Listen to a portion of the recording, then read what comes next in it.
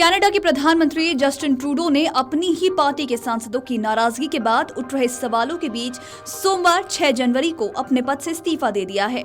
2024 के अंत में वित्त मंत्री के इस्तीफे के बाद ट्रूडो सरकार में उथल-पुथल के संकेत मिले थे। ट्रूडो ने इस्तीफे की घोषणा करते हुए कहा कि वो एक फाइटर रहे हैं। उनके कार्यकाल में कनाडा पहले से ज्यादा समृद्ध हुआ है। ऐसे में अब सवाल ये है कि ट्रूडो के इस्तीफे के बाद उनकी जगह कौन ले सकता है। उनके 4 बड़े दावेदारों में से एक भारतवंशी का नाम भी सामने आया है। कनाडा में इसी साल अक्टूबर से पहले चुनाव होने हैं। इससे पहले ट्रूडो ने इस्तीफे की घोषणा करते हुए कहा कि वो आंतरिक लड़ाइयों के कारण अगले चुनावों के नेता नहीं रह सकते। इन्हीं सब के बीच पीएम पद के दावेदारों की भी चर्चा अब तेज हो गई है और उनके दावेदारों में भारतवंशी Anita Anand, Chrystia Freeland, Pierre Poilievre, Mark Carney जैसे दावेदारों के नाम शामिल हैं। भारतवंशी अनीता आनंद 2019 में राजनीति में आने से पहले वकालत करती थी। अनीता वर्तमान में ट्रूडो सरकार में परिवहन और आंतरिक व्यापार मंत्री हैं। 57 साल की अनीता इससे पहले रक्षा मंत्री भी रह चुकी हैं और अनीता की गिनती लिबरल पार्टी के प्रमुख नेताओं में की जाती है। अनीता ने क्वींस यूनिवर्सिटी से आर्ट्स में राजनीतिक अध्ययन की डिग्री, डलहौजी यूनिवर्सिटी से कानून की डिग्री, इसके बाद टोरंटो यूनिवर्सिटी से उन्होंने कानून में पीजी किया है। बताते चले कि अनीता आनंद येल, क्वींस और वेस्टर्न यूनिवर्सिटी में एकेडमिक पदों पर भी रह चुकी हैं।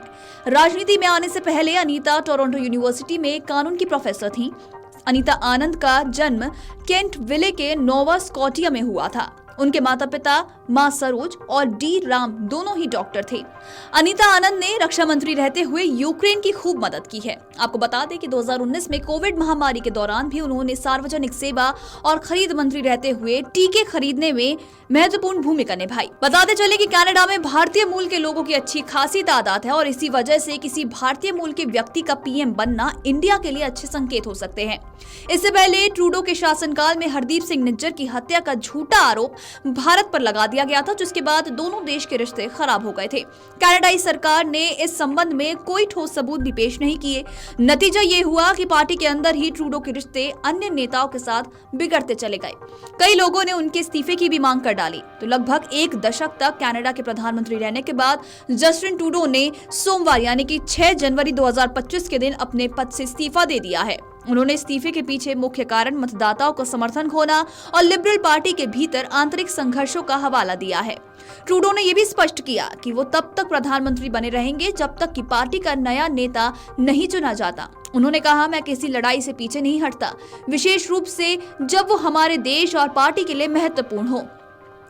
लेकिन कनाडा के लोगों के हित और लोकतंत्र की भलाई मेरे लिए सर्वोपरि है। लिबरल पार्टी के भीतर अगले प्रधानमंत्री को लेकर अब दावेदारी की दौड़ भी तेज हो गई है। इसको ध्यान में रखते हुए संसद के सत्र को 27 जनवरी से 24 मार्च तक स्थगित कर दिया गया है, ताकि लिबरल पार्टी के पास अपने नए नेता का चुनाव करने का पूरा समय हो। इस दौरान विपक्षी दलों ने भी लिबरल पार्टी को चुनौती देने की तैयारी शुरू कर दी है, जिससे नए नेता के चुने जाने के बाद वसंत चुनाव की संभावना भी बन जाए।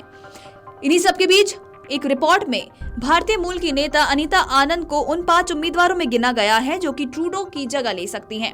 भारतीय मूल की अनीता आनंद को रिपोर्ट्स द्वारा उन शीर्ष 5 उम्मीदवारों में गिना गया है। 57 वर्षीय अनीता आनंद मौजूदा वक्त में देश की परिवहन और आंतरिक मंत्री के रूप में कार्यरत हैं।